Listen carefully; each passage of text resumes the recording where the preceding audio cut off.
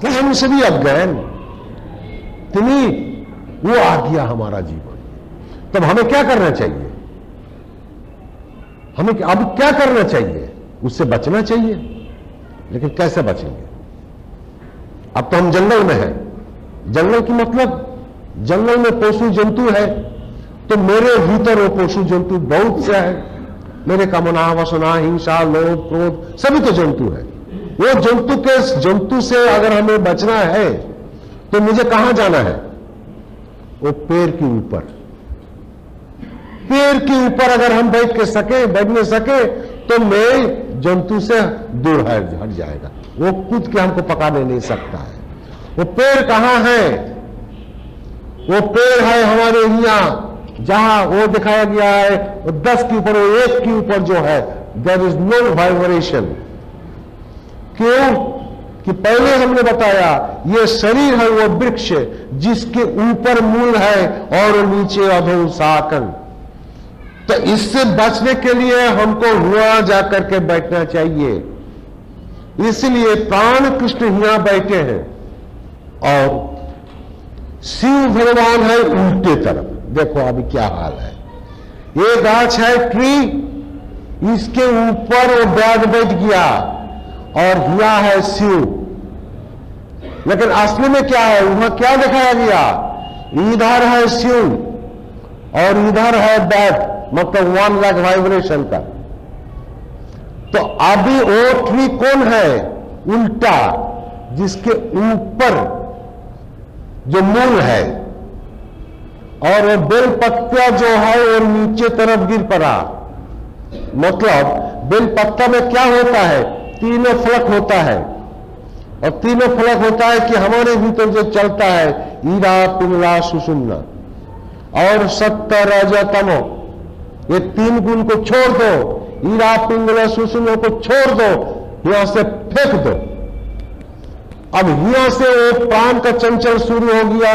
मतलब यहां से हमारा ईरा, पिंगला, सुषुम्ना, सत्य, रज, तमो इधर में आ गया। अब शिव है इधर, अब इसको लिख लो। क्योंकि ऐसा वृक्ष है कि जिसका मूल ऊपर है और दल पत्ती नीचे है। और इस जागतिक में हमारे दुनिया में क्या है? उल्टा है कि पेड़ ऐसा है, ऊपर में दल पत्ती है, नीचे उसका जड़ बूटी है। तो हमें तो चलना है कि उल्टा जपति राम। तो हमें अगर इसको बचना है तो हमको ऊपर जाना है। लेकिन ऊपर अगर हम बैठ गया तो आगे शिव तो नीचे आ गया। तो मतलब ऊपर जो हम यहां बैठ गया तो हमारा वो तीनों चीज जो है ईरा, पिंगला, सुषुम्ना उसको छोड़ गिरा दिया। गिरने से कहां जाता है? वो मूल आधार के ऊपर आता है। मूल आधार के ऊपर आने से क्या होगा? उल्टा हो गया। अब वो जाकर के कूटस्थ में बैठ गया। तब उसको भगवान शिव को मिल गया। यह है शिवरात्रि का। अब देखिए, अब इस शिवरात्रि के भीतर से अब उसको जो ये जो तीर जो है बाहर तरफ चलता है शासा, उसको अंदर लेना है। वो तो जोगी छोड़ करके कोई नहीं जानते। अपाने जीवति प्राणो प्राणे प्राण तथा अपने गीता में कहते। तो उसी प्रकार साधन करके तीर छोड़ते छोड़ते, तीर लगाते लगाते उसको खत्म कर दिया। तब वो ऊपर जाकर के बैठ गया। आप देखिए, इसी प्रकार की और एक कहानी है जिसको हम लोग जन्माष्टमी कहते हैं। वो भी सेम चीज है। वो भी भगवान कृष्ण जो कि द्वारकाधीश है, वो जा करके पेड़ के ऊपर बैठ गया जंगल में। वो राज दरबार में नहीं बैठा। अब राजा अगर जंगल में जाए तो उसके पीछे तो 10 मिनट ही चले जाएगा। लेकिन उस वक्त भगवान अकेला जा करके पेड़ के ऊपर बैठ गया और नीचे से वो भी बैद आया। वो सोचा कि भगवान का पैर तरा नीचे जो है वो लाल देखा और वो सोचा कि वो चिड़िया है, उसको तीर लगाया और उसी कारण से भगवान का देहांत हो गया। अब इतने सोच लीजिए, पहले मेरा बात है कि जो खुद भगवान है और द्वारकाधीश है, वो अकेला जाकर के जंगल में घास के ऊपर बैठ गया ये कभी हो सकता? और बैट अब क्या किया कि नीचे से आकर के उसको चिड़िया सोच लिया तो पैर में लगा दिया तीर। और पैर के नीचे अगर तीर लग जाए तो उसको तीर को निकालने डॉक्टर के पास, वैद्य के पास चले जाए तो ठीक हो जाएगा। वो तो सीने में तो नहीं लगाया, वो चित्र में क्या दिखाया? पैर के नीचे। तो पैर के नीचे लगाया इसलिए वो मर गया, वो खुद भगवान होते हुए। ये क्या बात है? आप किसी का पैर के नीचे में तीर लग जाए तो अस्पताल जाकर उसको निकाल देगा, वो ऑपरेशन कर देगा, ठीक हो जाएगा, मरेगा तो नहीं। अब ऐसा अगर कोई मर जाएगा उसको डॉक्टर नहीं कहा जाता है, लेकिन उस वक्त तो भगवान मर गया। ये क्या हाल है इसका भीतर? मतलब है प्राण की चंचलता, जो चंचल कंडीशन जो है वो पैर के नीचे से लेकर के ऊपर तक है। तो ये प्राण का जो वाइब्रेशन जो 1 लाख है, इसको अगर मुझे ऊपर लेना है तो पैर के नीचे से भी ऊपर लेना है, पूरा मुझे ऊपर लेना है।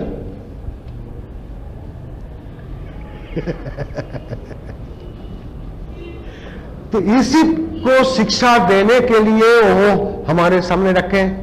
अब देखो, और बैठ क्या करते हैं, जब उसका वो सोच लिया कि अरे हम तो भगवान का पैर के नीचे तीर लगाया, तब वो तीर धनुष को रख दिया। तो कहानी में यही है, तीर धनुष छोड़ दिया। अब एक भगवान के पास दोनों हाथ मिला के वो कहते हैं कि हे भगवान, मैंने तो गलत काम कर दिया, बुरा काम कर दिया, अब तो मुझे पाप आ गया, अब मुझे क्षमा कर दो। और उस वक्त तो कृष्ण चतुर्भुज नारायण रूप लेकर बैठ के सामने में खड़े हो गया और बोला कि नहीं, तुमने कोई पाप नहीं किया, तुमने जो कुछ किया मेरा हुक्म से किया है, क्योंकि हम छोड़ करके दुनिया में कुछ है ही नहीं। तो मैं तुमको बोला कि तीर लगाने को, इसलिए तुमने तीर लगाया, अब भी हमको शरीर छोड़ना है। तुम हमारे ऑर्डर को लागू किया, तुम निमित्त मात्र है, जैसे अर्जुन को बताया। तो इसमें हमारे क्या शिक्षा मिलता है? भगवान कहते हैं अगर तुम्हें प्राण कृष्ण के पास अगर तुम्हें आना चाहो तो तुम्हें तीर मरना ही है, मतलब प्राण कर्म तुम्हें करना ही है, तो सासा की कर्म तुमको करना ही है। इसीलिए हमारे शास्त्र कहते हैं प्राणायाम महाधर्मो वेदानामप्य गोचरो। ये एक ऐसे धर्म है जो कि महाधर्म है, इसके ऊपर धर्म इस जगत में है ही नहीं, जो कि वेद की भी अगोचर है, वेद में भी उसको जानकारी नहीं है। वेद की मतलब ज्ञान, वो ज्ञान से भी अतीत है, वहां ज्ञान भी नहीं जाएगा। वो प्राणायाम करने से ऐसा होता है, उस जगह में मुझे जाना चाहिए। तो उसमें उसको जाने के लिए क्या करना चाहिए कि तीर मरना चाहिए, जिसको प्राण कर्म कहते हैं। यही उसका भीतर शिक्षा है। तो वो पेड़ क्या है? पहले बताया शरीर, इसके ऊपर भगवान कृष्ण ऊपर में बैठे, इसलिए जोगिराज कहते हैं कि कृष्ण कुटस्थ इज इक्वल टू कृष्ण। वहां जाकर के बैठ जाओ, तुम खुद कृष्ण बन जाओगे। अब ये शिक्षा अभी हमारे भारतवासी लोगों ने भूल गया। क्यों भूल गया? अब मेरा प्रश्न यही है कि क्यों भूल गया? ये भी धर्म की ग्लानि का कारण से भूल गया। अब हमें दूसरा चीज आपको दिखाना है, क्यों भूल गया। जैसा मान लीजिए हम एक सासा छोड़ दिया, दूसरे सासा ले लिया, तो एक जब छोड़ दिया और दूसरे को जब लेते हैं तो इसी को संधि काल कहते हैं। जैसा एक दिन चला गया, आप रात आने वाले हैं, इसको संधि कहते हैं। जैसा एक महीना चला गया, दूसरे महीना आता है, उसको संधि कहते हैं। और एक बरस चला गया, दूसरे बरस आता है, अब बढ़ता है, स्पैन बढ़ता है, तो इसको भी संधि कहते हैं। ऐसा ही 100 साल बीत गया, आप नेक्स्ट 100 साल को आते हैं, इसको भी संधि कहते हैं। ऐसा ही एक युग निकल गया, दूसरे युग आता है, इसको भी संधि कहते हैं। ये जो बहुत जो लंबा स्पैन है, इसको समझने के लिए हमारी देशों का जो मुनि ऋषि लोग ने, जो ज्ञानी है, इसको कहते हैं कि चारों युग, सत्य, त्रेता, द्वापर, कली। देख लीजिए, ये अनंत है। अनंत का हमेशा राउंड शेप होना चाहिए। ये अनंत को हम बीच से इसको डिवाइड कर दिया। अब डिवाइड करने के कारण क्या हुआ, इधर को सोच लीजिए कि सत्य युग, अब इतने में आ गया सत्य युग। ये पूरा, इसको ये 100 है, इससे 50 हम ले लिया, ये हो गया सत्य युग। वो इतने बड़ा है, इसका 50 आ गया सत्य युग। अब रेस्ट 50, इसमें क्या हुआ, यहां से यहां तक में ले लीजिए कि त्रेता, ये त्रेता युग है। अब इससे मान लीजिए कि इतना, ये द्वापर है, ये द्वापर है। अब ये जो सबसे छोटा है, ये कली है, कली, लेकिन काली नहीं, एक कली युग है। अब सत्ययुग में क्या हाल है कि एक गांव में 100 मनुष्य हैं। ये 100 मनुष्य दिन भर खेती खमारी और उसका जहां काम करना है काम कर लिया, 2 पैसे इनकम कर लिया, क्योंकि उसको खाना है, उसको भी सब कुछ चाहिए। और शाम को घर पहुंच गया। घर पहुंचने के बाद 100 आदमी सब बैठ गया साधन में, इस आत्म साधन में। वो भूल गया कि वो मेन डोर को बंद करने को। अब कोई चोर है? चोर तो है ही नहीं, कौन चोरी करेगा?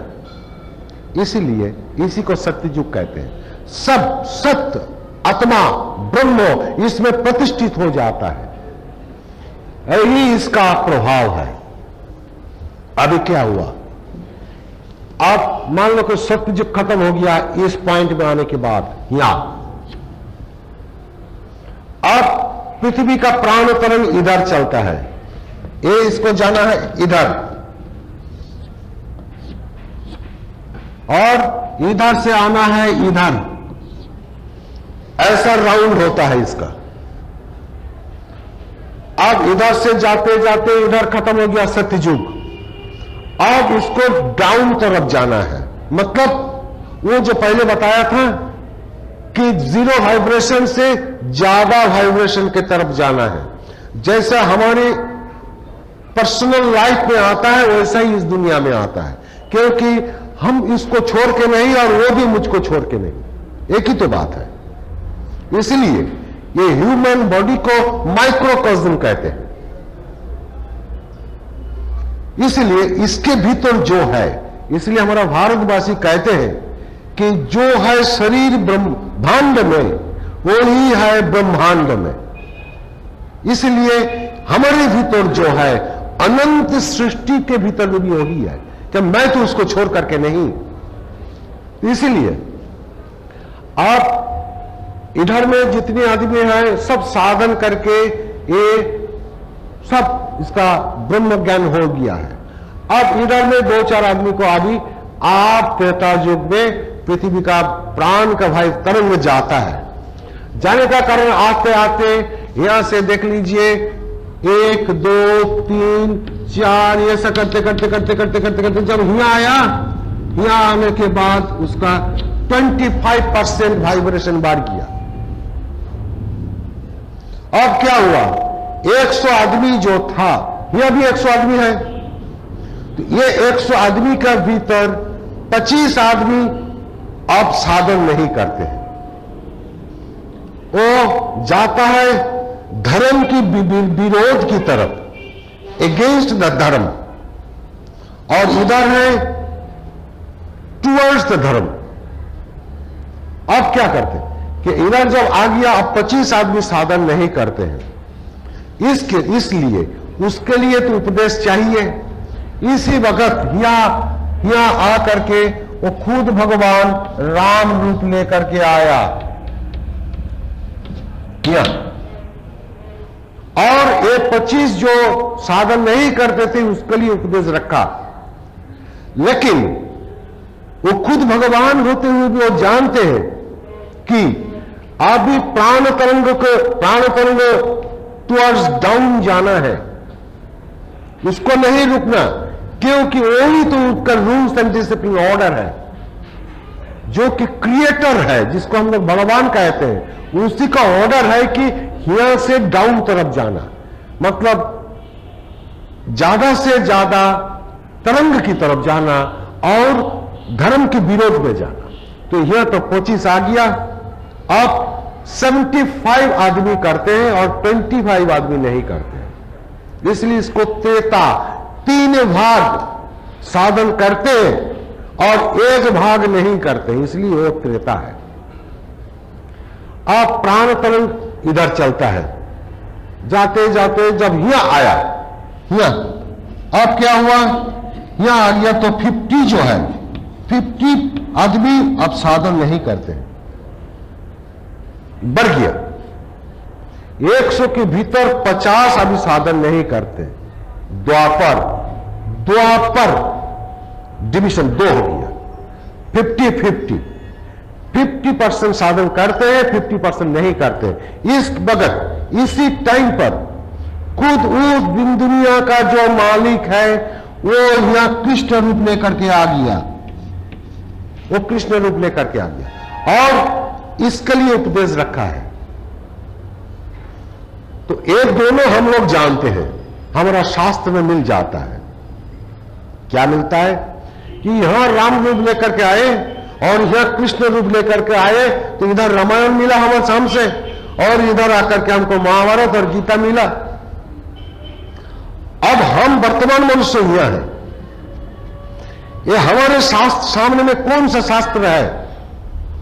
हिया का शास्त्र जो बनाया गया है मुनि ऋषि लोगों ने, और मैक्सिमम हो तो हिया तक, लेकिन इसके ऊपर इधर का कोई शास्त्र हमारे सामने में अभी आए नहीं, वो भूल गया। क्यों? कि इधर कोई शास्त्र की जरूरत नहीं पड़ता है, क्योंकि 100 से 100 आदमी वो तो साधन करते हैं। और शास्त्र को किसको बोला जाते हैं? शास्त्र क्या वो खाली थोड़े किताब है? नहीं, उसको शास्त्र नहीं कहा जाता है। शास्त्र, स्त्र, अस्त्र, स्त्र, शास्त्र। ये शास्त्र को लेकर जो प्राण कर्म करते हैं और करते करते जब उसका सही ज्ञान मिल जाता है, वो ही शास्त्रज्ञ, उसी को शास्त्र ज्ञानी कहा जाता है। और बाकी तो सब किताब पढ़ने वाले ज्ञानी है, उससे क्या फायदा है? तो इसीलिए हमारे सामने, और किताब में शास्त्र कब चाहिए? जब मनुष्य के दिमाग में, ब्रेन में, और वो रखने नहीं सकता, कंटेन मेंटेन नहीं करने सकता, तभी उसको सामने में किताब चाहिए। लेकिन हम जब शिक्षा कर लिया, अब हमारा ब्रेन में रख दिया, एमए पास हो गया एक बच्चों, उसको वो 2 क्लास का 4 क्लास का किताब का जरूरत नहीं है, वो ब्रेन में वो ले लिया। ऐसा ही इस जगह का आदमी, उसका ब्रेन इतनी शार्प है क्योंकि वो ब्रह्म साधन करते हैं, उसके लिए कोई किताब का जरूरत नहीं है। और इधर से धीरे धीरे वो उसका परसेंटेज बढ़ता, जब इधर आ गया तब मुनि ऋषि लोगों ने किताब में शास्त्र को लाए, और बढ़ गया तो इधर में भी वो गीता आया, महाभारत आया, और हिया से लेकर इसका बीच में कितनी उपनिषद आया, ये तो हमारा हिस्ट्री भी कहते हैं। और हिया से हिया तक कितनी महापुरुष भी आए, जिसका हिस्ट्री आज तक भी हम लोग को मिलता है। लेकिन एक बात है, वह कहते हैं कि जदा जदा ही धर्मस्य ग्लानिर् भवति भारत। ये जो आया, यहां से राम अपने शरीर को छोड़ करके चले गए, वो अभी द्वापर में आ गया, पृथ्वी का प्राण तरंग, और यहां से फिर यहां आया तो भगवान कृष्ण ने शरीर को छोड़ करके चले गए, तो कलियुग का स्टार्ट हो गया। तो इसमें हमको यह मिलता है कि एक युग संदिक्षण है, एक युग जाता है, एक युग आता है। इस वक्त खुद भगवान मनुष्य रूप लेकर के आया एक दफे। और फिर भी देखिए, ये भी युग संदिक्षण है, एक युग चला गया, एक युग आने वाला है। इस वक्त वो खुद भगवान कृष्ण रूप लेकर के आए। और यह भी देखिए वही हाल है, यह भी आया 99% अब ये साधन नहीं करते, भूल गए। और भूल करके क्या करते हैं, क्या भूल गए? जो साधन करने का था, जो साधन यहां का आदमी करते थे, यहां से भी ज्यादा 75 करते थे, या भी 50% करते थे, और इधर में आते आते 99 क्या 99.09 ये इतनी % अब साधन नहीं करते। तो इस वक्त ये है सबसे बैड का पॉइंट, और इधर से स्टार्ट हो गया सबसे गुड का पॉइंट।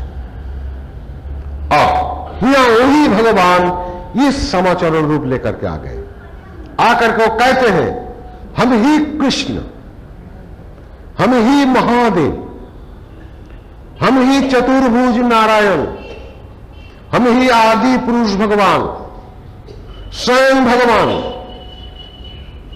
हम ही निराकार ब्रह्म, हमारी रूप से जगत प्रकाशित, सर्वव्यापी हम है, हम छुड़ाए कोई नहीं, हम ही एक पुरुष है और कोई नहीं, हम ही अक्षर पुरुष।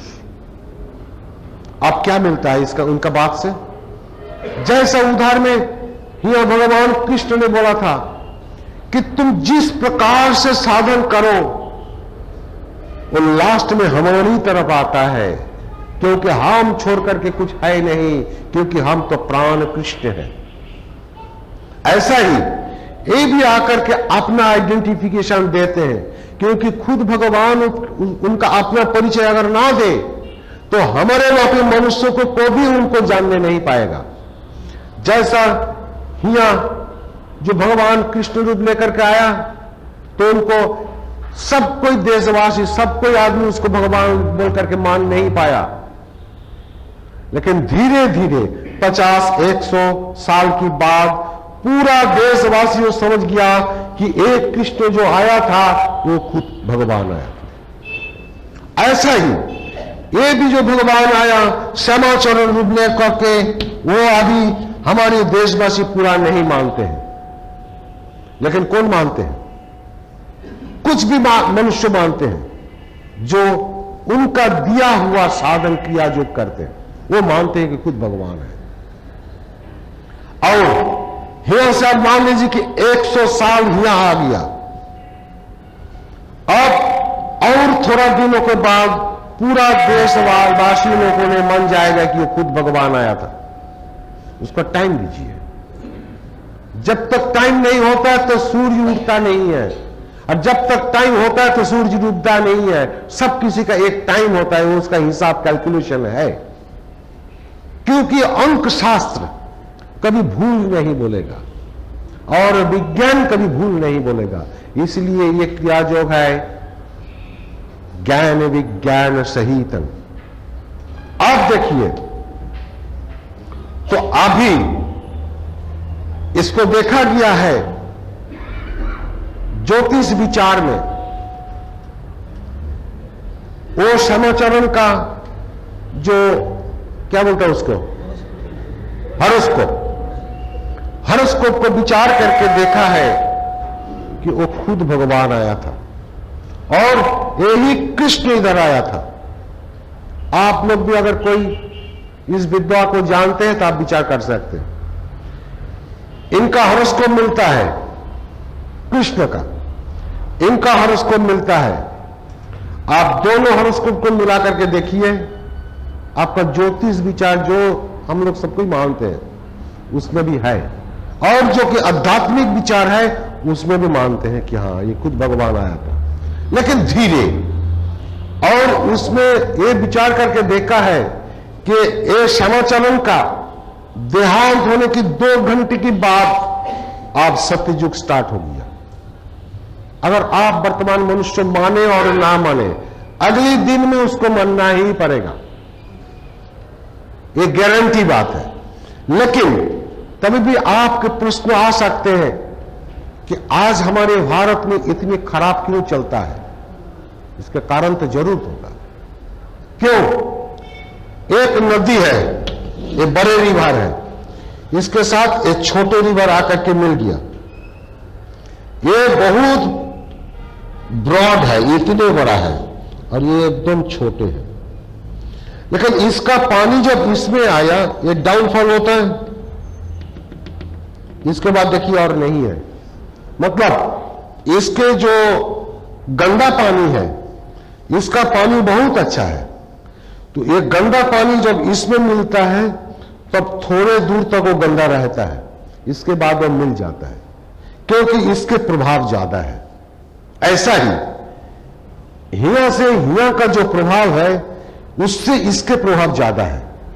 लेकिन ये 5000 साल ये जो बैड प्रभाव हमारी पृथ्वी के ऊपर और भारत के ऊपर से चला गया, अब उसके प्रभाव तो कुछ दूर तक चलेगा, जैसा ये पानी का चलता है। अब हमारे 100 साल हो गया। जोगीराज श्यामाचरण लाहिड़ी का देहांत हुआ 1895, 26 सितंबर। अब अभी 1995 में 1 और 2 अक्टूबर उनका 100 साल आने वाले हैं, जिसको डिपार्चर सेंटिनरी हम लोग कहते हैं। 100 साल पीछे उनका देहांत हो गया। अब 100 साल बीतने के बाद, अब 5-10 साल के बाद देखो कि इसका जो कलियुग का जो प्रभाव है, और जिसके इधर से यहाँ आधा, इसके ग्रानिक यहाँ से यहाँ कलियुग है, और कलियुग के भीतर यहाँ से यहाँ उसका ग्लानि का चैप्टर है। इसलिए यहाँ आकर के भगवान कहते हैं, जदा जदा ही धर्मस्य ग्लानिर्भवति भारत, ग्लानिर्भवति भारत। ये जगह वो भगवान जानते हैं कि यहाँ से यहाँ ग्लानि का चैप्टर शुरू होगा, इसलिए वो फोरकास्ट पहले से कर दिया। अब हमें इस यहाँ से इसका जो इन्फ्लुएंस है, प्रभाव, वो अभी यहाँ तक आ सकता है और थोड़ा दूर तक आ सकता है। लेकिन इसके बाद क्या होगा? इसके बाद तो इसका इन्फ्लुएंस आ जाएगा। जब एक पानी यहाँ मिलने की बात थोड़ा दूर आया और पीछे में बड़ा नदी का जो प्रभाव है वो उसको मिल गया, तब इसका जो गंदा पानी है वो अभी है नहीं। सेम थिंग, इसके प्रभाव थोड़ा दूर तक आने का आते इससे मिल जाएगा। अब ये लास्ट लॉट हमारे देश में चलता है, इसलिए अब ज्यादा से ज्यादा मनुष्यों के भीतर भगवान के तरफ नहीं चल करके उल्टी तरफ चलता है। उसमें बुरा काम करने में शर्म नहीं आता है। क्यों? कि ये बैड प्रभाव के जो कि सबसे बड़ा बैड ये एरिया है, ये हम अब भी जस्ट उसको अतिक्रम किया है, क्रॉस किया है, लेकिन इसके प्रभाव अभी तक थोड़े थोड़े हैं। लेकिन और 1-2 जनरेशन जाने दो, इसके बाद क्या होगा? इसके बाद इस एरिया का जो पूर्ण प्रभाव है यहां से आ जाएगा। तब हमें सत्ययुग का जो सत्य प्रभाव है उसमें हमको मिलना चाहिए। लेकिन अभी हमने जो वर्तमान मनुष्य है, मान लीजिए कि इसी जगह में है, इस जगह में अगर कोई कमती एज हो किसी को, तो इतने दूर तक देख सकता है, और जिसका उम्र ज्यादा हो गया वो देख नहीं भी सकता है, लेकिन वो हिया मर गया, लेकिन उसका जब जन्म हुआ तब मान लीजिए कि हिया उसका जन्म हो गया, तो वो सेकंड जन्म में कहां आएगा? सत्यजी के प्रभाव में आ जाएगा, उसको आना ही है। इसी को अंक शास्त्र कहते हैं। तो इसलिए अभी हमारे लास्ट लॉट ऐसा ही चलता है।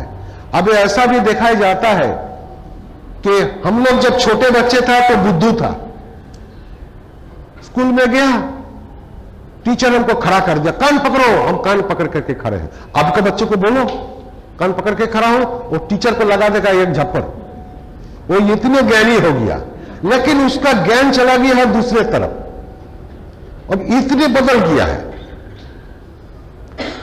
इसका मतलब होता है, इसको हम लोग कहते हैं कि मॉडर्निज्म, लेकिन ये मॉडर्निज्म छोड़ दीजिए, ये मॉडर्निज्म और से हमारे दुख देने वाले हैं। इससे जितनी दूर रहोगे उतना ही अच्छा है। इसलिए हमारी देश का महात्मा लोग कहते हैं दाल रोटी खाओ, प्रभु का गुण गाओ। मान लीजिए कि हमारी देश का जो महात्मा लोग था, जिसको हम लोग मुनि ऋषि कहते हैं, उन लोग इतनी ज्ञानी था, अगर उन लोग चाहते थे कि हमें भारतवासियों को सबको लाखपति बना दे, उन लोग सकता था, लेकिन उन लोग किया नहीं और कभी करेंगे भी नहीं। तो क्या हुआ? ये लोग जानते थे कि अगर किसी को ज्यादा पैसा हो जाए तो उसका हाल क्या होगा। पैसे के मालिक, धन दौलत के मालिक को पूजा हम लोग करते हैं कि लक्ष्मी, महालक्ष्मी, लेकिन महालक्ष्मी के पैर के नीचे में क्या है? पेचक है, आउल। अब उसका धर्म क्या है? वो दिन में नहीं देखते हैं, वो रात को देखते हैं। इसका मतलब क्या? आप ज्यादा पैसा हो गया, चलो रात में लेकर के बोतल लेकर के बैठ गया, और जितनी बुरा काम है उससे कर सकता है। वो मेरा सब दुश्मन है, ये लो 20,000 रुपया, जाओ उसका खत्म कर दो, ये जगह पर आ जाता है। अभी हमारे समाज इस जगह में आ गया। ये क्या, इसको मॉडर्निज्म कहे? और हमें ये छोटे घर में होता नहीं, मुझे बहुत बड़ा एकदम पैलेस चाहिए। आप दिन भर धंधा उसका करना चाहिए कि हमें और पैसा चाहिए, और पैसा चाहिए, और पैसा चाहिए, और हम इस दुनिया का सामान मुझको भोग करना है। तो इतनी अगर जिसका भोग का तरफ दृष्टि होए, उससे कैसे धर्म हो सकता है? इसलिए वो मुनि ऋषि लोगों ने कहते हैं त्याग कर दो। लेकिन क्या त्याग? आपने बूढ़े पिता माता को त्याग नहीं, जो हमको इतने छोटे किसे लेकर के हमको इतने बड़ा बनाया, अभी हमारा मोचदारी बन गया। आप बूढ़े पिता माता को छोड़ के गेरुआ कपड़ा पहन के चलो अब हम साधु बन जाए। क्यों? कि वो बूढ़े पिता माता और जिसको हम 7 पाक लगा करके शादी लेकर के लाए हैं, जिसको हमने वाइफ कहते हैं, और जिससे छोटे छोटे बाल बच्चे पैदा हुआ, ये हमारा धर्म का विरोध है? ये कभी हो सकता है? ये शिक्षा भूल है। ये कब से आया? यही धर्म का ग्लानि का चैप्टर, इसके पहले नहीं था। आप लोग हिस्ट्री खोल करके देखिए, ये कब से आया हमारा देश में। अब ये भारत जो है, उस रोज में मैंने बताया कि एक मनुष्य खड़े होकर के दोनों हाथ लंबे कर दो दो तरफ, तो मनुष्य का शरीर का माफिक हो गया। भारत का मैप, ये उत्तर सिर की तरफ, पैर की तरफ दक्षिण, दाहिना हाथ की तरफ पूर्वी और बायां हाथ की तरफ पश्चिम। आप पश्चिम में इतने हमारे भारत का मैप से कट गया, वो आप दूसरे देश हो गया। लेकिन कब तक रहेगा? हमारा ये अंगुली को कट किया और जब तक डॉक्टर नहीं आता है, जब डॉक्टर आएंगे उसको लेकर के यहाँ ऑपरेशन करके जोड़ देंगे। देखो हमारा पूरा हाथ आ गया। अब इंडिया का हाल यही है। ये अमेरिका ये कट गया और दूसरे देश बन गया, लेकिन उसको भी ऑपरेशन करने वाले हैं, वो उसी को डॉक्टर कहते हैं। वो जब आ जाएंगे तो सब खत्म हो जाएगा। अब भारत का तीनों तरफ देखो पानी है, और उत्तर की तरफ देखो पूरा हिमालय से घिरा हुआ है। इसका मतलब क्या? पानी जो है वो निराकार ब्रह्म की प्रतीक होता है, और उत्तर की तरफ जो है वो इसलिए तरंगित है। आपको पहले हम दिखाया कि नीचे तरफ 1 लाख वाइब्रेशन। भारत की ये शरीर का, मनुष्य शरीर का मुताबिक हो तो उसका नीचे पानी है, 1 लाख वाइब्रेशन, अनंत तरंग होता है, और रोलिंग समुद्र के ऊपर होता है। लेकिन 3 भाग पानी है। आप टोटल पृथ्वी में भी 3 भाग पानी है। भारत की तीनों तरफ पानी है, और मनुष्य शरीर में भी 3 भाग पानी है। इसीलिए भारत छोड़कर के साधन मिलता नहीं। इस ब्रह्म विद्या जो कि जुग जुग से चलती है, और मनुष्य शरीर छोड़कर के ये साधन कर नहीं पाता। इसलिए मनुष्य शरीर, भारत एक ही चीज है। इसलिए इस देश का नाम भारत। और जो ये आत्म साधन ब्रह्म साधन करते हैं, जैसा अर्जुन, जैसा क्रियावान, वो भी भारत है। और हमारे जो शास्त्र में जो रूल्स एंड डिसिप्लिन में करना चाहिए, उसी को शास्त्र ग्रंथ कहते हैं, वो है महाभारत। महान, उससे बड़ा कुछ है ही नहीं। इसलिए एक गांव का बात चालू है, जो है भारत में, जो है महाभारत में, वही है भारत में। मतलब वो भारत की पूर्ण पिक्चर है उसमें। इसलिए हमारे शरीर के भीतर भी वो पूर्ण चीज है। आप मान लीजिए कि जो कैसा चीज है, आप देख लीजिए। और भी अब लोग दुर्गा मूर्ति देखे होंगे, पश्चिम बंगाल में बहुत से दुर्गा पूजा होता है। दुर्गा का 10 हाथ है। अब 10 हाथ कभी मनुष्य को भी हो सकता है? नहीं। और एक जना ने उतने बड़े ताकत वाले एक असुर के साथ लड़ाई करके उसको मार दिया। ये कभी हो सकता है? ये तो अवास्तव कल्पना है। इसमें सत्य क्या है? इसमें सत्य यही है कि 10 हाथ की मतलब हमारे भीतर का 10 प्राण, प्राण अपान बैन उदान समान नाग कुर्म की कर देवदत्त धनंजय, ये 10 प्राण होता है। और इस हाथ का है, हाथ है कर्म की प्रतीक, इसलिए 10 हाथ दिखाया, क्योंकि ये 10 प्राण के ऊपर मैं जिंदा हूं और सब कर्म करता है। और वो वर्षा से ऐसा करके वो असुर को मारते हैं। ये भी एक क्रिया के भीतर है। जो एडवांस क्रियावान है वो जानते हैं, लेकिन उसको क्या बताएंगे हम, कैसे हम बताएंगे, क्योंकि वो तो राजगुज्य है। और इसके पास है कार्तिक, वो भी तीर धनुष लेकर के लड़ाई करते हैं। मतलब वो देव सेनापति है, मतलब वो एक क्रियावान का जीवन है। वो तीर धनुष मतलब सासा को लेकर के वो प्राण कर्म करते हैं। करते करते उसका बगल में क्या है? सरस्वती, लक्ष्मी। अब उसका लक्ष्मी का अवस्था हो गया, धन लाभ हो गया, बहुत से आमिर बन गया।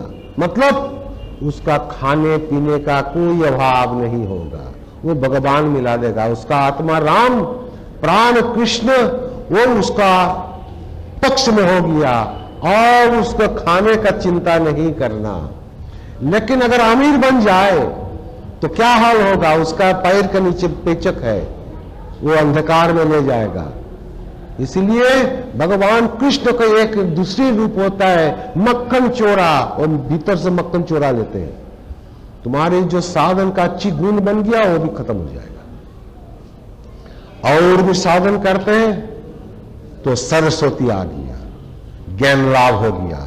उसका पैर के नीचे में एक हंस होती है। हंस की क्या है, दूध और पानी मिला दो, उससे से दूध खा लेगा, पानी को छोड़ देगा, ऐसा। तो इसके मतलब हुआ कि उसके तो इतनी ज्ञान हो जाता है कि इस दुनिया में जितनी अज्ञान है उसको छोड़ करके अपने ज्ञान की रास्ता में वो चल सकता है। इसके बाद है सिद्धिदाता गणेश, जिसको गणपति कहते हैं। अब महाराष्ट्र में तो गणपति का बहुत पूजा होता है। क्या बात है इसका, गणपति का भीतर गणपति है, ये शरीर उसका मनुष्य है, और लेकिन हिया से एलिफेंट का है। ये कभी हो सकता है? ऐसा कोई मनुष्य कभी देखा मिला है? नहीं हो सकता। तो एलिफेंट का क्या है? एलिफेंट का ये जो नोज है, जिसको सुंड कहते हैं, वो सबसे लंबा है। जैसा देखो काली का ये जो टंग जो है बाहर रखाया गया है, वो खिचड़ी का प्रतीक है। जैसा मां दुर्गा के 10 हाथ है, वो कर्म के प्रतीक है।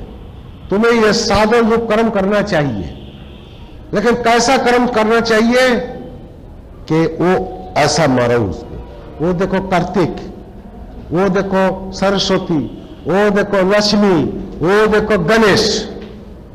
अब क्या कर्म है उनका? सबसे गणेश जी का, गणपति का सबसे इंपॉर्टेंट क्या चीज है? शुंड। वो शुंड से क्या है? शुंड किस चीज का प्रतीक है? नोज का। मनुष्य का जो नोज होता है, इसका प्रतीक है वो शुंड। अब मतलब हुआ हम लोग को नोज से थ्रू द नेजल होल हम लोग सांसा लेते और छोड़ते। इसके ऊपर मैं जिंदा हूं, और इसी को भीतर लेकर के मुझे प्राण कर्म करना है। उसी को प्राणायाम कहते हैं। प्राणायाम महाधर्मो वेदानाम अपगोचरो, जो कि वेद से भी ऊपर है, लेकिन वो है सांसा के लेकर जो प्राण कर्म करना है, उसी का प्रतीक है वो शुंड। लेकिन वो करने से क्या होगा? ये जो चारों है, चारों के भीतर देखो गणपति का पेट इतने मोटा है, मतलब वो वायु जाकर के भीतर में बैठ जाता है, रुक जाता है, स्टोरिंग हो जाता है, इसलिए वो पेट मोटा दिखाया गया है। तो गणपति का पेट इतने मोटा है, और वो सुंड, क्योंकि सुंड से वो प्राण कर्म करते हैं, वो प्राण कर्म के प्रतीक है। और उनका प्राण कर्म करने के बाद जब उसका क्रिया की परावस्था लग जाता है, समाधि लग जाता है, तब उसका पेट उतना ही जैसा उसका था जोगी का, उससे मोटा बन जाता है पेट का, मतलब उसके भीतर एयर टाइट हो जाता है, तब उसका शरीर को हल्का हो जाता है, और पीछे एकदम एक लेस हो जाता है, वो शून्य में बस सकता है, वो तब अनंत हो जाता है। इसलिए वो सिद्धिदाता है। सिद्धिदाता की मतलब वो मुक्ति देने वाले हैं। अगर किसी को मुक्ति चाहिए तो उसको ये कर्म करना पड़ेगा, इसका प्रतीक बनाया है। और अभी हमें क्या करते हैं, वो 10 हाथ वाले दुर्गा को एक मिट्टी से और नहीं तो कुछ चीज से उसको मूर्ति बनाया, और दुर्गाय नमो उसमें फूल फेंकते हैं। किसी का दुर्गा ज्ञान होता नहीं। और काली रूप का मूर्ति बनाया और उसके प्रति हम फूल फेंकते हैं, किसी का काली ज्ञान होता नहीं। और वो गणपति का वो रूप मूर्ति बनाया और उसमें गणपत्ताय बोले कि किसी का सिद्धि होता नहीं। क्यों? कि वो गणपति के माध्यम से जो काम मुझे करना था वो काम तो मैंने नहीं किया, तो कैसे होगा?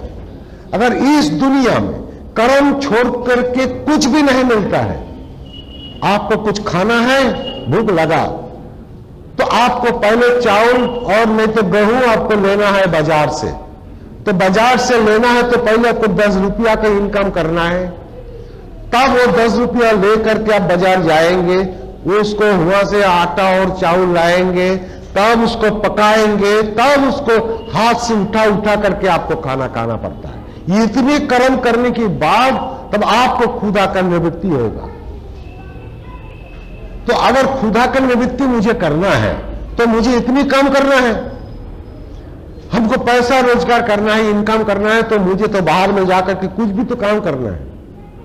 मुझे घर बनाना है तो उसके भीतर रहना चाहिए कि ठंडी से, बरसात से, धूप से तो मुझे कितनी तकलीफ करके तब ना एक बिल्डिंग बनाना है। तो सब तो कर्म में होता है। इस दुनिया में जो कुछ मुझे चाहिए सब कर्म करके मिलता है। और वैसा ही भगवान मुझे चाहिए तभी कर्म करना है, इसलिए इसको कर्म योग कहते हैं। लेकिन अभी का महात्मा लोग कहते हैं क्या कि दूसरे को खाना खिलाओ, दूसरे को क्यों कि उसको अगर ऐसा ना कहे तो उसको जीवन नहीं चलेगा। क्यों कि वो तो गृहस्थी वाले से पैसा लेते हैं 100 रुपया और 10 रुपया वो बाहर में ऐसा खर्चा कर दिया और 90 रुपया अपना पेट भर लिया। मैं उसका विरोध में नहीं हूं, मैं हमेशा कहता हूं कि मुझे तो सत्य लेना है। हमें घर में बैठ करके क्या करना है? तो भगवान शंकराचार्य जी की बात हमारी देश में ये साधु लोग ने आए और जो धर्म अनंत काल से गृही लोग के भीतर था वो अब ये 10 नामी साधु लोग आए और उसको गृही लोग से चिंता कर लिया, छीन लिया और लेकर के वो लोग को माट मिशन में भर्ती कर दिया, घुसा दिया। अब वो साधु लोग ने जो कहते हैं आपके हमारे माफी बुर्बक गृही वाले लोग उसी को धर्म के फतवा मानते हैं, लेकिन ऐसा नहीं होना चाहिए। आज जो साधु है वो 10 साल 20 साल के पीछे वो भी गृहस्थी था और उसको बचना है तो गृहस्थी के पास आना है। तो क्या साधु है? साधु लोग ने क्या दिया हमारे भीतर? ये जो रास्ता से आप पैदल जाते हैं कोई साधु बनाया? वो जो नदी के उस पार जाना है तो ब्रिज बनाना है, वो कौन से बनाया? गृही लोग ने। वो एरोप्लेन बनाया, ट्रेन बनाया, रास्ता बनाया, बिल्डिंग बनाया, हॉस्पिटल बनाया, सब कौन बनाया? अब वो साधु का अगर कोई बीमारी हो जाए तो गृहस्थी डॉक्टर को पास लाना है। वो साधु के अगर रोटी खाना है तो रोटी कौन बनाते हैं? गेहूं कौन बनाते हैं? वो तो गृहस्थी बनाते हैं। तो गृहस्थी को छोड़ करके साधु कभी जिंदा रह सकता है? तो इसी को तो संसार कहते हैं। इसको साधु छोड़ दिया, गृहस्थी संसार छोड़ दिया, वो सर्वत्यागी साधु बन गया। क्या सर्वत्यागी हुआ? सर्वत्यागी तो उसी को कहते हैं जिसके भीतर खाने का इच्छा नहीं है, जिसके भीतर सोने का इच्छा नहीं है, जिसके भीतर पान करने की इच्छा नहीं है, जिसके भीतर मरना और जीने का इच्छा नहीं है, जो कि वो ऊपर वो नो वाइब्रेशन, 0 वाइब्रेशन में पहुंच गया, उसका कोई इच्छा नहीं है। इसलिए लाहिड़ी बाबा कहते हैं कुछ नहीं करना यही मेरा कर्म हुआ।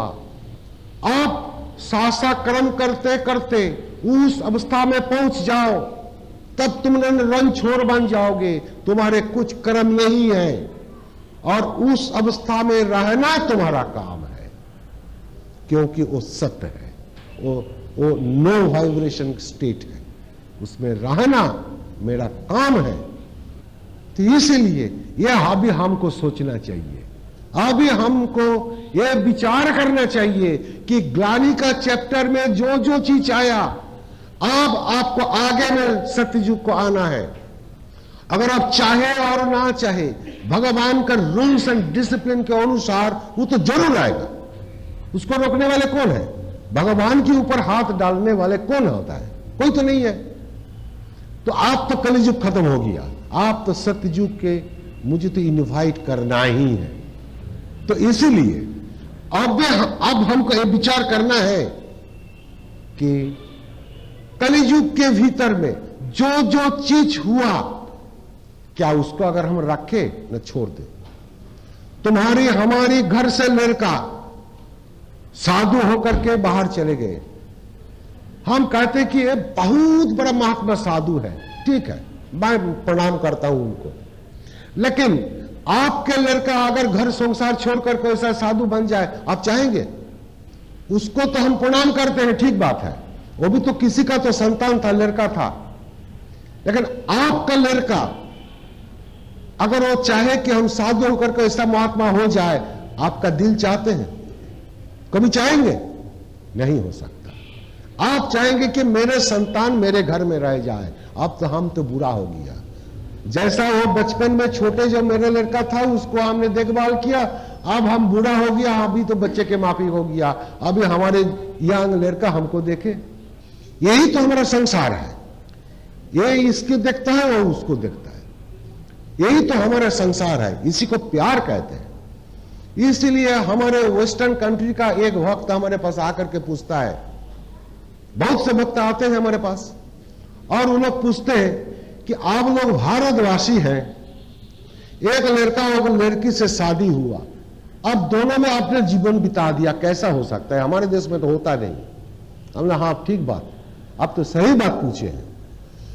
आप लोग ये हमारा भारत का संस्कृति नहीं जानते हैं, क्योंकि उसका शादी का साथ वो दोनों में प्रेम होता है। और आप लोग को देश में शादी होता है कॉन्ट्रैक्ट सर्विस, 5 बरस के लिए शादी, 6 बरस के लिए शादी, 3 बरस के लिए शादी, उसको कोर्ट से ऑर्डर होता है, तब ना आपका शादी होता है। लेकिन हमारे देश में ऐसा नहीं। लेकिन अब भी हमारे देश में जो चीज नहीं था वो चीज आ गया। क्या है कि शादी करना है तो तुमको रजिस्ट्री करना है। अरे हमारे पिता माता, उसके पिता माता, उसके पिता माता कौन सा रजिस्ट्री किया था? अनंत काल से तो यही चलता है हमारा भारत में। लेकिन उसको तोड़ देते हैं कौन लोग? ये जो जिसका मन वेस्टर्नाइज्ड है, अब भारतवासी होते हुए भी जो इंडियन बन गया, उसको अभी कानून लगाता है यही लोग कि इसको तोड़ो, भारत को खत्म कर दो। वो हमारा देश में रहते हुए सबसे बड़ा शत्रु है कि हमारे संस्कृत को तोड़ने वाले हैं, हटाओ उसको। तो ये आज हमें सोचना चाहिए। मैं कोई विद्रोही बात नहीं कहते हैं, मैं तो जो सत्य है वो आपका सामने में हम रखा है। आप तो 2 घंटा होने वाले हैं ना, क्या बहुत सा हो गया, अब हम भी थक गया बहुत से बात बोलते बोलते। अब लास्ट कंक्लूजन मेरे तरफ से यही है, आपका लेना और लेना वो आपका दूसरी बात है। मेरे बात को आपको लेना और नहीं लेना ये आपके ऊपर है, मेरे बात नहीं है। लेकिन मेरा कंक्लूजन यही है कि हमें कुछ करना चाहिए। क्या करना? फर्स्ट थिंग, हमें साधन करना चाहिए। कौन सा साधन? आत्म साधन, ब्रह्म साधन, जो हमारे अतीत में सब मुनि ऋषि लोगों ने किया।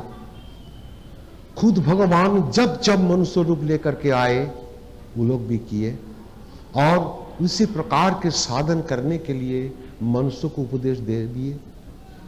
अब उसको हमको रेस्पेक्ट देना है।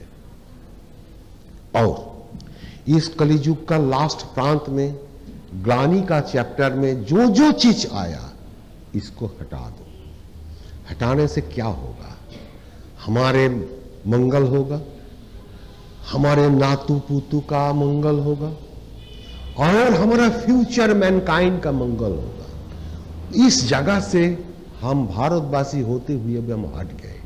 आप मेरे टोटल बात के ऊपर आप विचार कर लीजिएगा कि क्या मुझे करना है और किस रास्ते में मेरे को चलना है। मैं कोई इमोशनल बात आपसे नहीं बोला। धर्म कोई इमोशन नहीं है, धर्म कोई रोने का बात नहीं है, धर्म को जोर हाथ करके दोनों हाथ मिला करके प्यार करना नहीं है। भगवान अर्जुन को भी नहीं बोला कि तुम मुझे प्यार करो, वो भी पहले भी अब बताया। आप कंक्लूजन में भी मैं वही बात कहता हूं, भगवान के पास जाना है तो आपको लड़ के लेना है, और वो लड़ाई आप ही को करना है।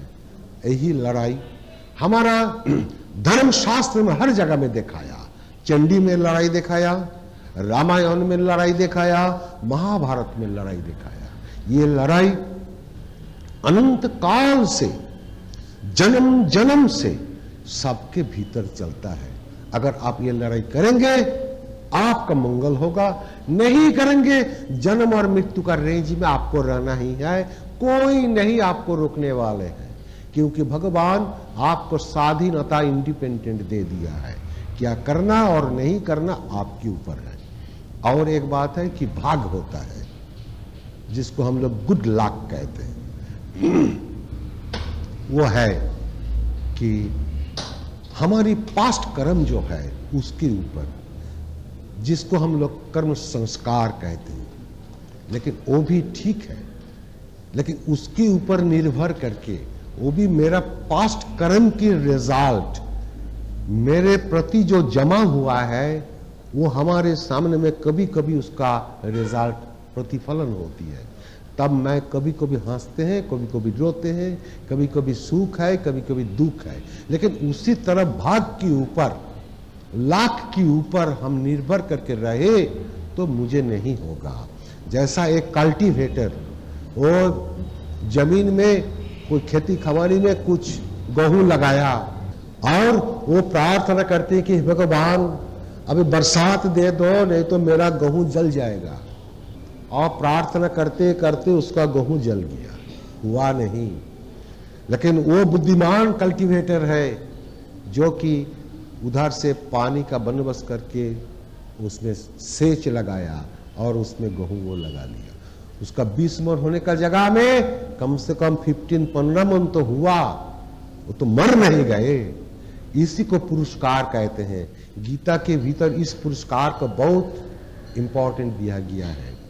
तो ये पुरस्कार आप सबके भीतर है, और ये अनंत क्षमता जो कि सहस्र सूर्य समो, जो कि क्षमता, जो हिम्मत, वो आपके सबके भीतर है।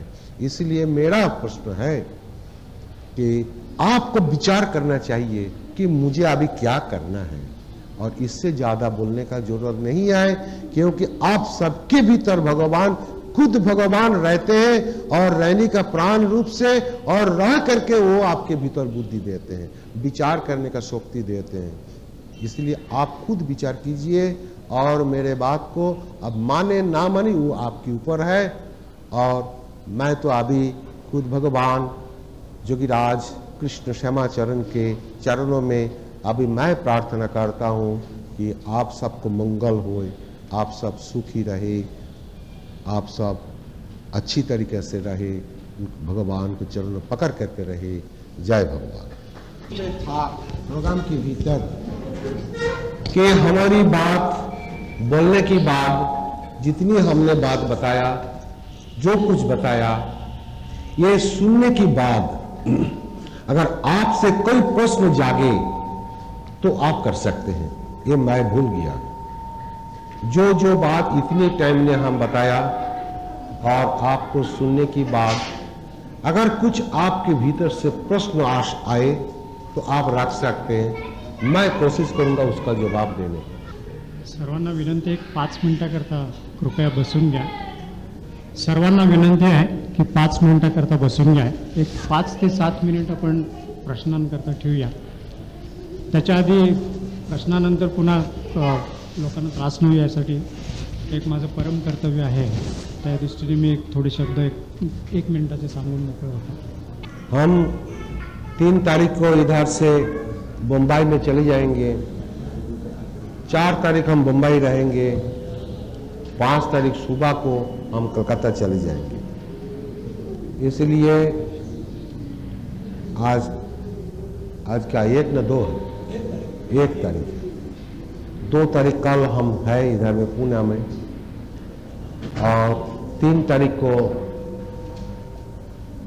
हम दिन को चले जाएंगे 12-11 बजे, और उधर से हम 1 रोज रहने के बाद हम कलकत्ता चले जाएंगे। हम बताओ, कल शाम को इधर हम लोग नहीं आएंगे, वो शैलेश कुलकर्णी का जो फ्लैट है उसमें हम रहेंगे। छोटे फ्लैट है, इधर में भी शाम को कुछ बातचीत हो सकते हैं। जिसका अगर कुछ प्रश्न हो उधर में भी आप रख सकते हैं। और कल सुबह को इनिशिएशन है, वो भी काम होगा 9 बजे। इसके बाद 3 तारीख को हम चले जाएंगे। जय भगवान। मी फक्त बाबूजींचे आभार मानण्याकरता उभा इथे। तस्मै श्री गुरवे नमः। गुह्यविद्येचं कौशल्यांनी गुह्यता राखून अतिशय सोप्या रीतीने क्रियायोगाची जी आपल्या मनामध्ये कळी अनेक वर्षाची होती, तिच्या प्रत्येक पाकळ्या फुलवून त्या क्रिया उपदेशाचा सुगंध सगळ्यांमध्ये भरवला। आता फक्त इच्छा सगळ्यांची असणार की क्रियेचा उपदेश प्रत्यक्ष आपण घ्यावा। त्याच्यासाठी सगळ्यांना विनंती आहे की ज्यांना ज्यांना इच्छा आहे त्यांनी शैलेश कुलकर्णींच्या ॲड्रेसवरती उद्या 8:30 पावणे 9ला हजर राहावं।